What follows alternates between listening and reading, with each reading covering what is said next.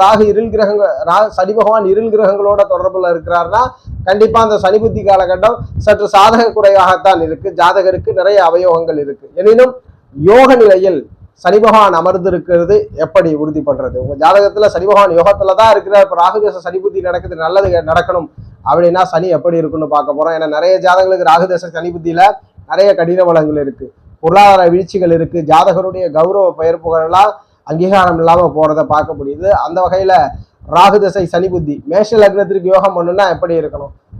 மேஷத்தை பொறுத்த வரைக்கும் மேஷமாகட்டும் விருச்சகமாகட்டும் 2 லக்னத்திற்குமே இதுதான் பொதுவான அமைவு. சனி பகவானோடு குரு தொடர்பு கொண்டிருப்பது, அதுபோல் சனி பகவானோடு சுக்கிரன் தொடர்பு கொண்டிருப்பது மேஷ விருச்சக லக்னத்தில் பிறந்தவங்களுக்கு ராகுதச சனி புத்தி நல்லதை பண்ணுது.